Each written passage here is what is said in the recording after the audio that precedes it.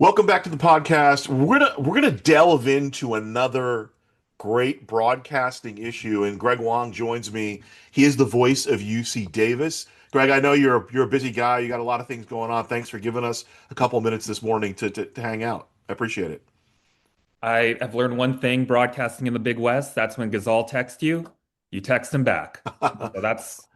So I'm just doing what all other broadcasters do is respond to Gazal. That's only because I threatened you, though. So I let's put wasn't that going to out bring that there. up, but Um, I well, won't show you so what's off the screen. So before we start, though, I do want to say, I mean, you do a lot of stuff for UC Davis. You're a Davis alum, and you and Bob Durning do a tremendous job on both soccer and on baseball. And obviously, you do basketball on the radio side too, on the men's and the ESPN Plus on the women's side. So you're pretty versatile guy, man. So you know you have your hat in a lot of different areas over there at Davis, and you've kind of branched out beyond that, doing some stuff for the Big Ten as well.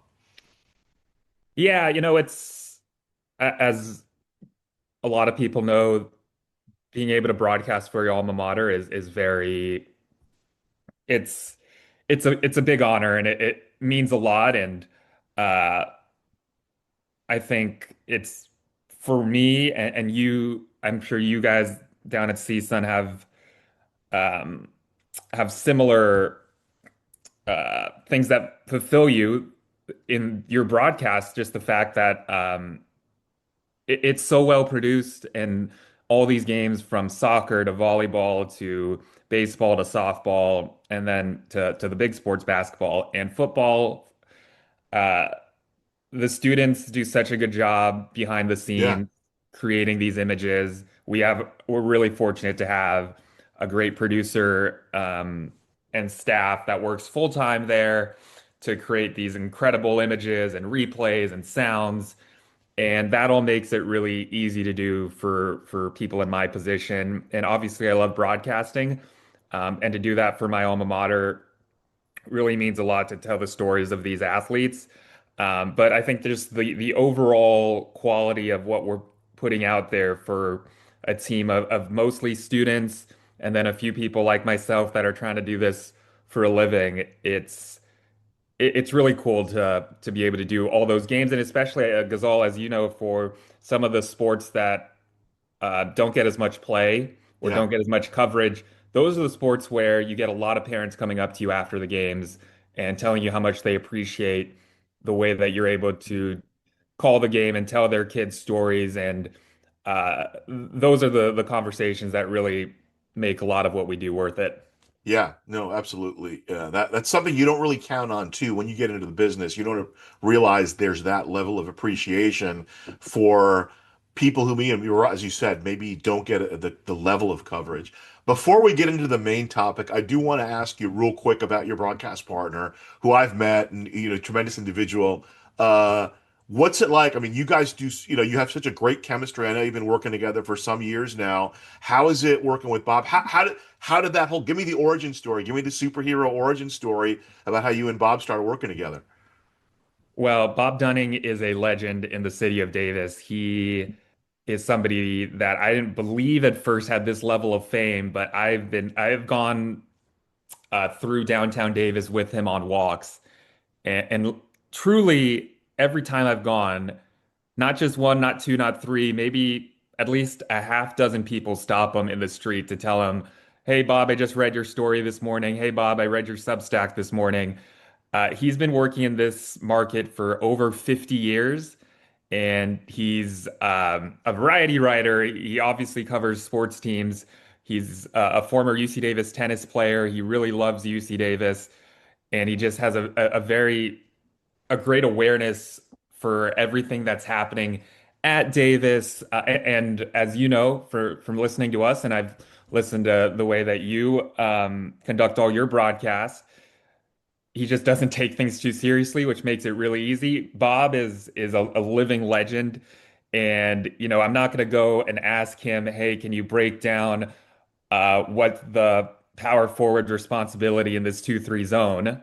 But I can ask him the history of this basketball team or the history of the Davis team that all their Division two era teams that that either there's one that won a championship or teams that made deep runs in the playoffs. I mean, um, he can tell you almost shot for shot some of the late 70s football teams, from Ken O'Brien to present day, um, with the great teams that we have right now at the FCS level. So Bob Dunning is a legend, and I asked him just a quick anecdote. I asked him, "Hey Bob, we need a color person for soccer. Do you know anything about soccer?" He said, "No, I do not, but I'd love to do it."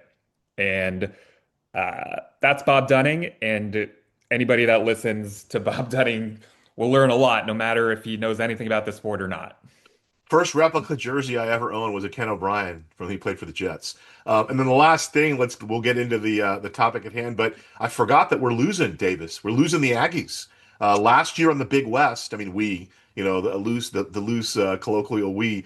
Last year in the Big West for the Aggies, kind of a short turnaround. Joined the Big West in 07, 08, and now heading off to the Mountain West. Any thoughts on that yet? Have you kind of run that around in your head a little bit in terms of what that means for you guys in terms of the broadcasts? My first thought, and it's very selfish, but in the recent years, my role has changed. I've been very fortunate that I don't travel as much, and I call a lot of home games. Scott Marsh does a lot of the traveling, who calls the football and men's basketball.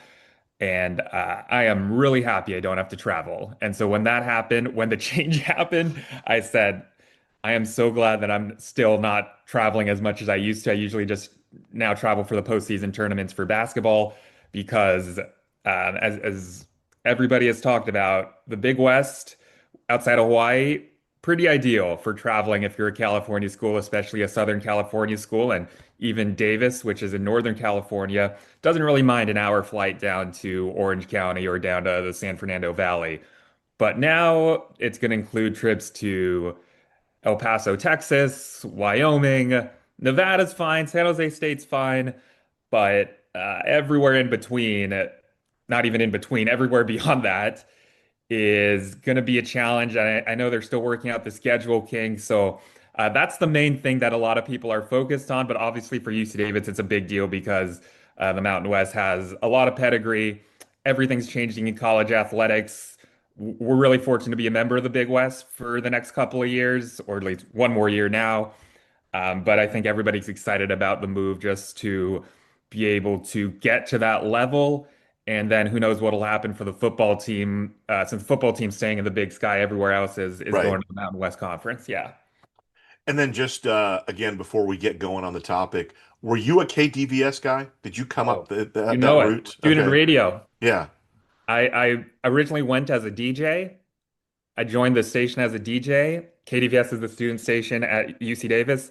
I originally joined as a DJ to do a show with one of my floor mates because we were freshmen and were kind of wasting too much time in our dorms. And then we went to the first meeting and we kind of realized this is probably not for us when they went around the room asking everybody what song they would play or what are the top three songs they would play. And everybody named something that nobody had ever heard of before. And I named like Kanye West and Drake. And that's when I knew, all right, I probably shouldn't do this. Luckily, in that same meeting, they said, we also have a sports department. You can email them if you want. I did, and the rest is history. All right. So a couple of I mean UCRN, the University of California Radio Network alums. And I got a chance to speak at the UCRN conference a couple of years ago, and it's wild because you did college radio, I did college radio. The types of people that do college radio really haven't changed. I kind of felt like I was in a time warp. Like all these people that I got to school with were transported to 2000. I think it was 2023 when I spoke at it. So I found that really interesting. Okay. Um, a lot of you're going to hear a lot when you're a broadcaster.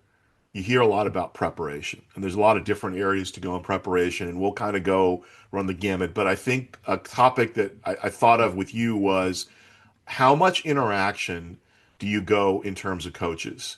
You told me a story that you called one of the media relations people in our league about getting a hold of a coach ahead of a series. And he told you that the only two people that called him were you and I. So I kind of thought that was funny. Now, we're lucky in the sense that, me at CSUN, you at Davis. Now we have the home coaches, our coaches that we have ready access to. I was with Andy Newman yesterday. I was hanging out at the off-season team activity, as they call it, the 1 hour little session they have twice a week. Um, why is that important to you, Greg? Why is it important for you to talk to coaches before you embark on a broadcast? Wow, there's so many reasons. You're right. I talked to a longtime SID in the conference, and he said, "Guess who the only other person was to ask me to talk to our coach ahead of time, ahead of a broadcast?" And I said, "I'm gonna say Gazal, Gazal, and Gazal." And he said, "You nailed it." Yeah. It's one of those things, especially for the schools that you and I are broadcasting. It's one thing to call games and say you're calling the Chiefs versus the Bengals.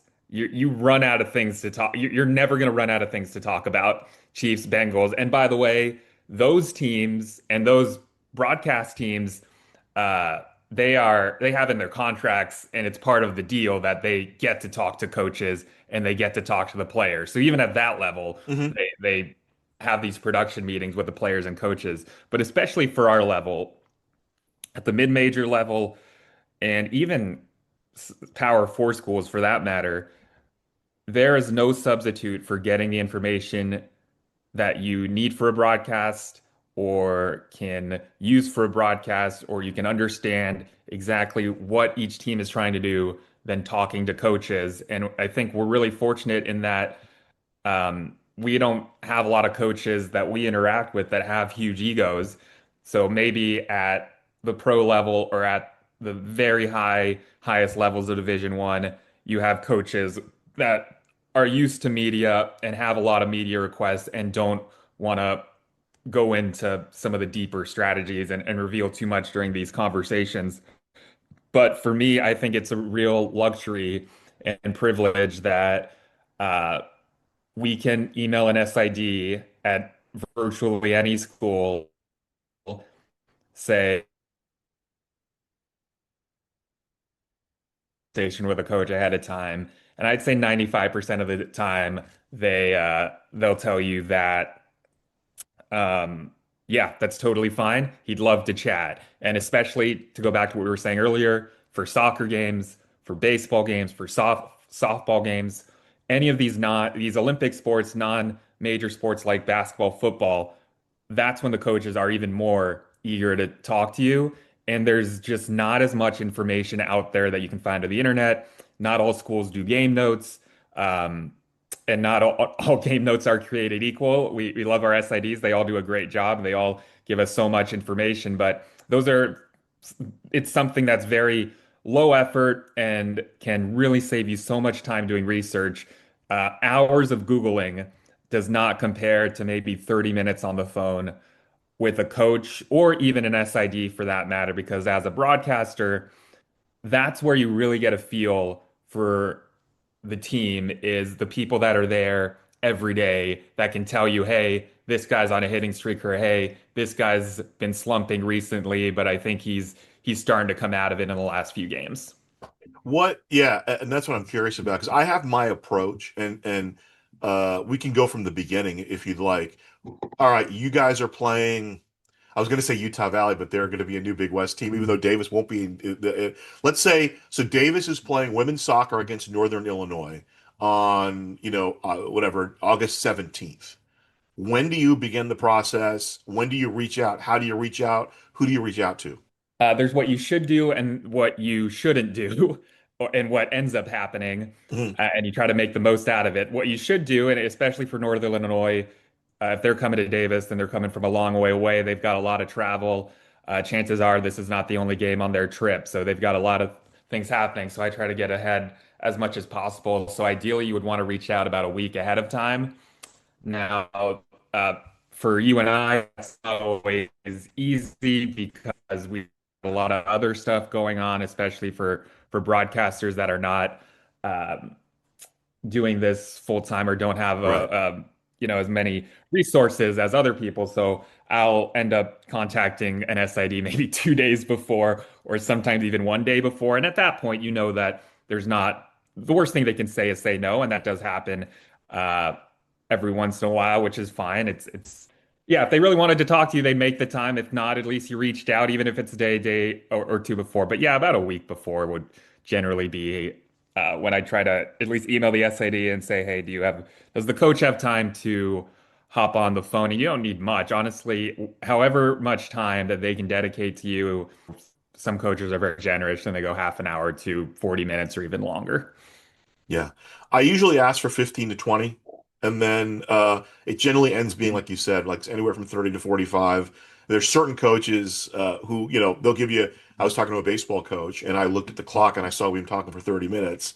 And I said, "Hey, if you need to go," he goes, "Oh, no, no, no. I could talk about my team all day." So though that's great. Could you get those? We have a couple of in our conference who, man, they'll give you time. As long as you get them at the right time, as long as you give them enough notice, they'll give you time. So I'm always happy when that happens, when you're dealing with that type of a coach. But I try to keep it 15, 20 minutes, usually extends to about 30, in the end. And that's actually been, I'd say, the case more than usual is that coaches end up talking longer than even you would want to talk to them. And that just tells me how, for especially like in the Big West, for example, um, the coaches they talk about the team with their staff and with their players and maybe with their parents, but there aren't very many people that they can speak to as in depth about their teams Right. as with the broadcasters. And you know, Kyle Shanahan talks about the 49ers all the time. He's somebody that probably gets tired of talking about Brock Purdy. But if you're Eddie Cornejo, you don't get tired about talking about the CSUN baseball team No. because there's not many people that can go in depth about CSUN baseball. Even for us, I remember one of my favorite conversations was with Ben Orloff, who's the head coach at UC Irvine, which is a team. Their baseball team is one of the best in the country. They make it to the postseason a lot. They make it to multiple College World Series, and they're ranked every year. And Ben Orloff, during the last time I spoke to him on the phone, at the end of the call, he said, "Man, we really appreciate how much you guys are willing to talk to us and um, how much time you guys are dedicating to getting to know our players and getting to know our staff." And so I think the appreciation goes both ways. That's good. Yeah, it's good to hear. Now, I didn't get the chance to talk to Coach Orloff this year because we were out in Henderson the week before CSUN's baseball team played UC Irvine. So, but baseball coaches are great. They'll give you a lot of information. What? Because I'll tell you what I do. Like you mentioned earlier about sometimes people are hesitant to give out strategy. So when I talk to a coach, and what happens to us is because you and I both have, we're not full time, we have jobs outside of broadcasting. So what happens is I look at my schedule and sometimes I'm like, man, if I don't talk to this person by this date, I'm not gonna have it, especially if I'm going on the road and stuff like that. So sometimes I will request a ridiculously early interview and I'll tell them, hey, I don't want to talk any strategy. I just want to talk personnel with you. Mhm. And you can pretend like it's the game. I had it happen one time where a coach refused to talk to me, not because they didn't want to talk, because they said, well, we like to do it one game at a time.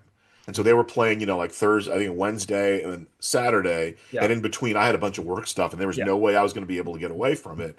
So that made me adjust kind of how I approach when I request for time. What are the important things? What are you trying to get out of a conversation with a coach, Greg? What are two or three things that you really want to get out of it?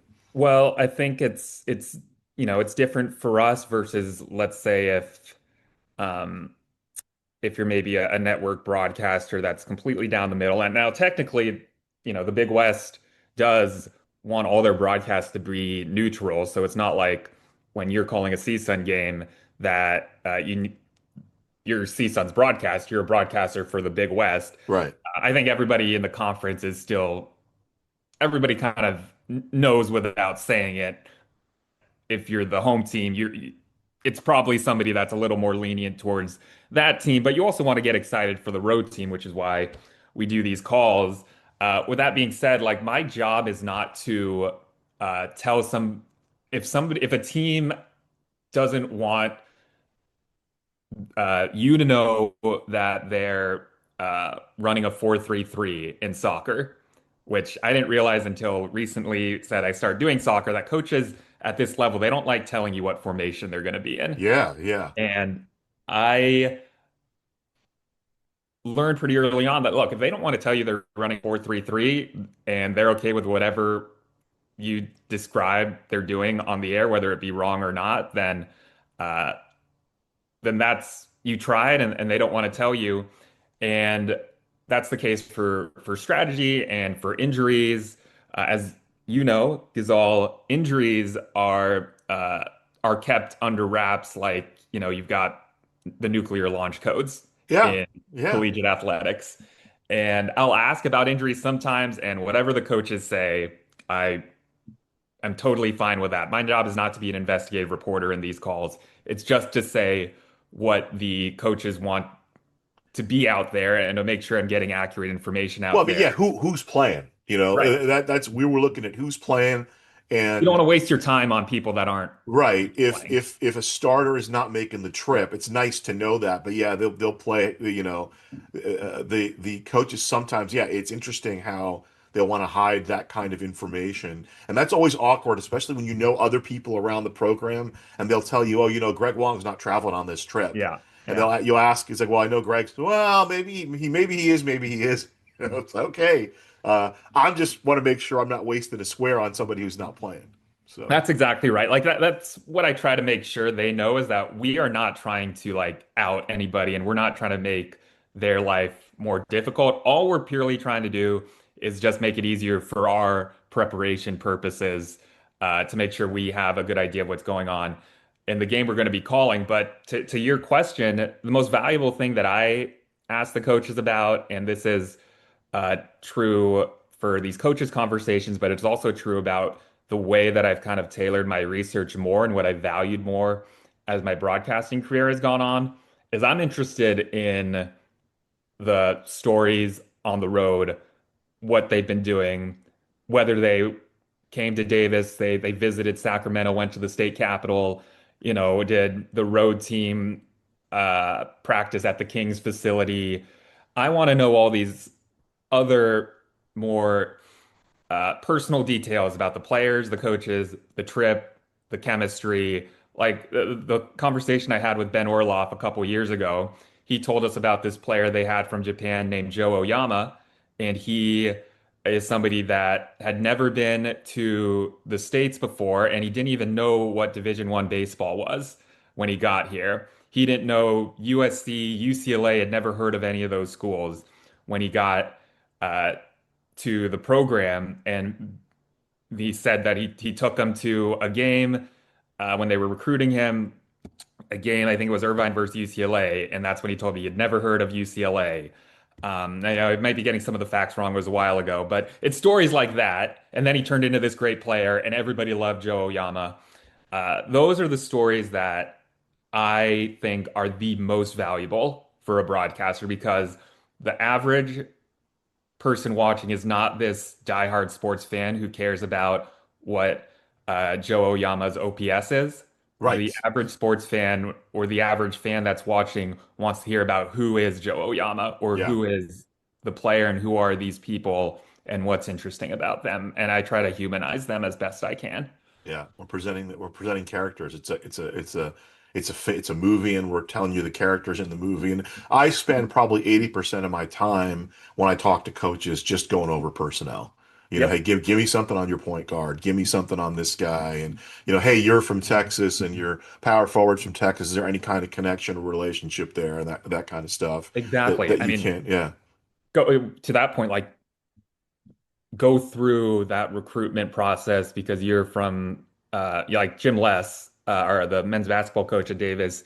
He's a Chicago guy, and he recruited T.Y. Johnson, who is um, one of the best players in Aggie history, who just graduated last year.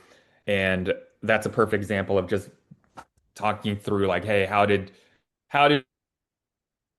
like and how many trips did you make it out there? Did you know he was coming here? All that good stuff, I think, is way more interesting than this guy scored double figures in the last 7 games. Yeah. Yeah, no, absolutely. The other side of it, and we only got about 10 minutes left, so I do want to get into, have you ever had an issue with a coach being like non-cooperative? I found recently, and I've not experienced this personally, but I hear from, we talk to young broadcasters, you and I all the time. You are already still a young broadcaster, in terms of not giving information. And I had a situation that I heard about last year where a young guy, they don't know, they don't have the experience perhaps of covering a losing team. It's a topic we covered with Chris Sylvester last week, and they maybe said the wrong thing, or they just not even said the wrong thing. You don't have the experience of having covered a team that struggled, so you're just calling it like you're a normal network guy, and the coach has a little bit of a problem with it. Have you Hmm. ever run into anything like that, Greg? Are you talking about my on the air performance or during one of those calls No, on pre? air, on air, on air. Like, Yeah, yes, yeah. maybe on air, Oh, and it gets back to you that, oh, Coach Smith didn't necessarily care for this comment you made, Greg. first of all, whenever I do hear something like that, for me, I just take it as I'm really glad somebody's listening and that something I said actually mattered. So that's the Yeah, first thing that that's I great. That's true. as. Um, you know what? I haven't.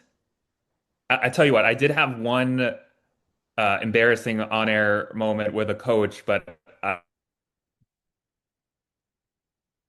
heard as things like that because I generally try to be pretty aware on the air of what's kosher, what's not.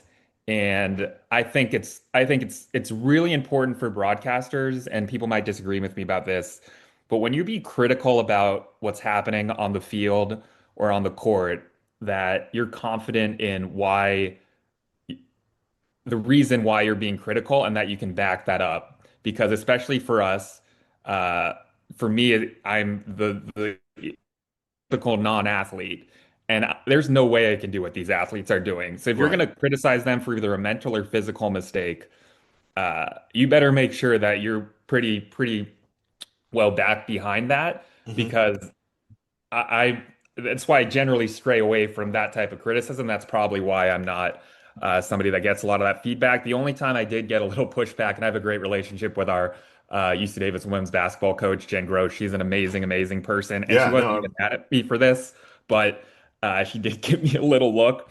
I don't know if you've ever been courtside, you get lost in the moment, and you and I have both called games where let's just say there's not a lot of crowd noise.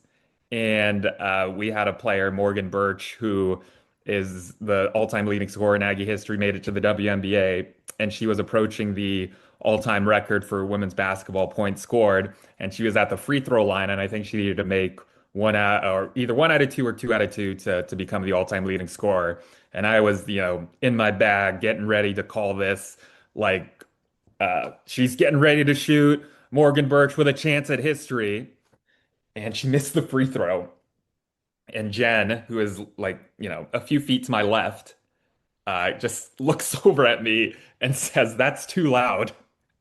Because I guess I talked to Morgan afterward. Morgan heard me describing the moment, and she didn't say that's why she missed the free throw, but she definitely said that she internalized it. And a couple people on the bench looked over at me.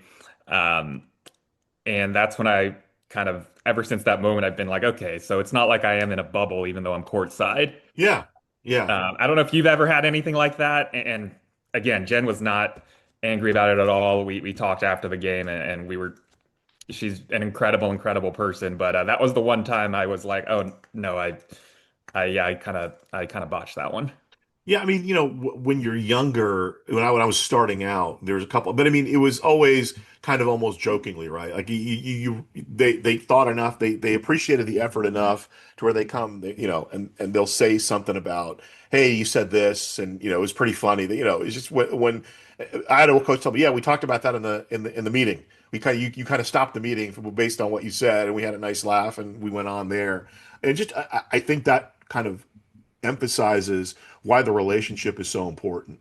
And when you're in the locker room and you try to go to practice, and I always tell young guys, hey, try to go to practice if you can, just because everybody's looser. You're looser, they're Yeah. looser, and they can ask and you can ask, and then you're present. It's kind of like the baseball thing. If you're in the clubhouse every day, I'm talking about Major League Baseball. Obviously, we don't really do that on the college level, but if you're in the clubhouse and you've said something or written something that somebody doesn't care for, they will come to you and you can air it out right there and take care of it right there. Final thoughts. We got about 3 minutes left, Greg. Give me your final thoughts about, if you have your red flag stuff, your green flag stuff. What's important about trying to foster a relationship with a coach on a team you're covering? I think number one, for them, like even though it's sports, this is very serious for them because it's their full-time job. And you get some coaches that are serious, some coaches that aren't serious, but just be respectful of them. And if you are respectful, then you'll find that most coaches are far more revealing than not. And it's just such a valuable asset that I hope a lot of broadcasters use, especially those up and coming that, I mean, I was there. It can be scary to get on the phone with a coach, but it's the 20 minutes you spend on the phone with a coach is far, far, far more valuable than the amount of work you put on your board in making sure that you have every stat possible on the board and that you've read every single article, which I do think the article part is definitely important, especially if you can get local articles about the teams, because that gives you kind of a pulse of what's happening on the other end. But if you, I'd say to young broadcasters that are listening, I know Gazelle fan base of broadcasters and listeners to this podcast. Take a chance. I know it can be scary, but you'll find that a lot of coaches are willing to do it and they're very nice. You'll see even at the highest levels, they're extremely nice and forthcoming, and those are the conversations that really matter. And then to your point, if you're the part about having a relationship with the coaches, if you're somebody that covers them a lot, I think it's always important to remember this is not that serious. Like Yeah. you're not it's a serious profession, but you're just talking about sports for a living, and I think you should treat it like that and that's why a lot of times I don't try to criticize as much as other people do. Hey, Greg Wong, thanks a lot. The voice of UC Davis. He did some UW last year. I hear you're going to do some Cal this year. Appreciate you spending a couple minutes with us, and I'm sure I'll be in touch with you during soccer season to try to gauge some info for you from you or to you. Greg Wong, follow him. His Twitter handle is up there on the video, and does a great job. You and Bob, tell Bob hello, by the way. Will do, and for all those listeners, Gazal, living legend, just as Bob Dunning is. Everybody in the conference loved Gazal, and appreciate you having me on, man. I don't know about that, but thank you for the compliment. We'll talk to you soon.